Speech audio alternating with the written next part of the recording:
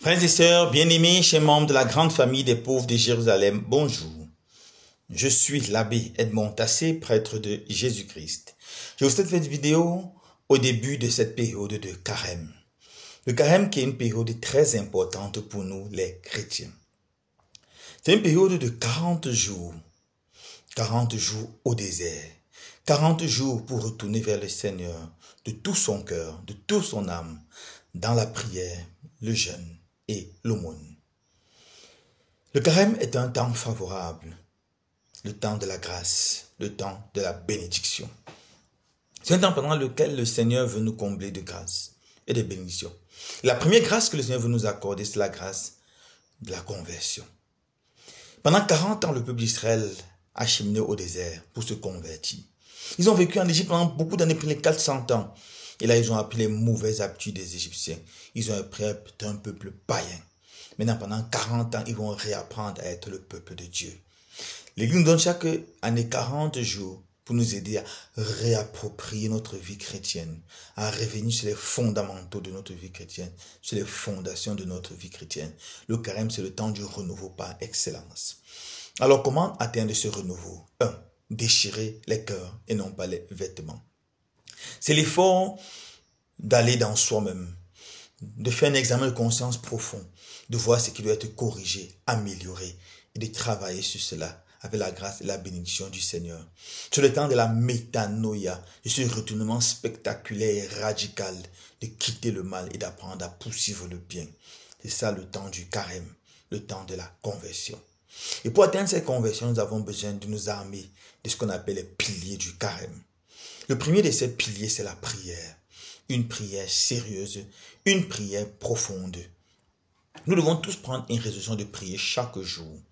Si tu ne pries pas encore, commence avec 10 minutes ou 15 minutes. Si tu pries déjà, prends 20 ou 30 minutes. Mais fais que la parole de Dieu soit au cœur de ta prière. Lis un verset des Saintes Écritures. Tu peux lire un chapitre, tu peux lire quelques versets, tu peux lire un passage chaque jour. Mets la parole de Dieu dans ta méditation. Le Seigneur parlera à ton cœur. Trouve le temps pour faire ton chapelet. Si tu ne peux pas faire le chapelet, fais une dizaine de chapelets avant d'aller au lit. Si tu ne peux pas faire 3, je vous salue Marie avant d'aller au lit. La Vierge Marie est une maman extraordinaire qui peut nous accompagner pendant ce moment formidable qu'est le temps de carême. La prière. La prière, c'est l'âme numéro 1 du chrétien. Devant la prière, le diable fuit. Devant une âme qui prie, le diable s'enfuit. Et le Seigneur veut nous donner des grâces, mais il attend qu'on le lui demande dans la prière. N'ayez pas peur de le lui demander. Deuxième, le jeûne. Le jeûne consiste à se priver volontairement de nourriture ou de toute autre chose pour la gloire de Dieu, gardant à l'esprit ce que saint Augustin disait une fois. Tout ce qu'on refuse au ventre, on donne à l'âme. Tout ce qu'on refuse à la chair, on donne à l'âme. Se priver de nourriture, on peut sauter un repas, 2 repas de temps en temps. Spécialement le mercredi des cendres, les vendredis sont des jours de jeûne obligatoires. Mais les vendredis de carême ou d'autres jours, nous pouvons nous faire des privations. Nous devons aussi jeûner du vice, du péché. Si les écrans nous prennent trop de temps, diminuons. Disons de telle à telle heure, pas d'écran, pas de télévision, pas de téléphone Android. Et vous consacrez un peu de ce temps à la prière ou aux gens que vous aimez, aux membres de vos familles, à votre époux, votre épouse, vos enfants. Jeûner du vice, ceux qui fument beaucoup, arrêtez pendant le temps de carême. Le Seigneur vous bénira, peut-être ça sera le moment d'arrêter définitivement. Ceux qui consomment les drogues, ceux qui sont les amoureux de l'alcool, pendant le carême, prenez des décisions. Ceux qui ont une mauvaise vie morale, qui sont esclaves des femmes ou esclaves des hommes, le temps de carême, c'est le moment de faire amendement et de corriger cela. Et dernièrement, l'aumône. Le jeûne n'est pas pour jeûner seulement, mais pour partager, parce que l'aumône est une âme puissante.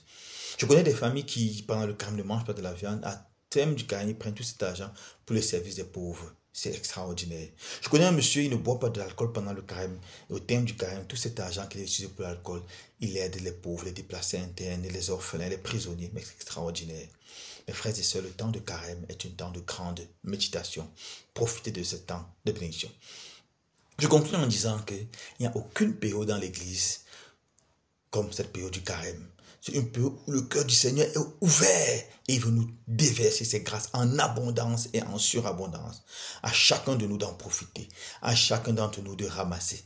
Les enfants disent, ça y est, ça y est, et on jette les cadeaux et les enfants ramassent. Voici le moment du ça y est de Dieu. Voici le moment où c'est venu jeter les grâces de Dieu. Avant d'être dans ce carême, une intention de prière, présente-la au Seigneur.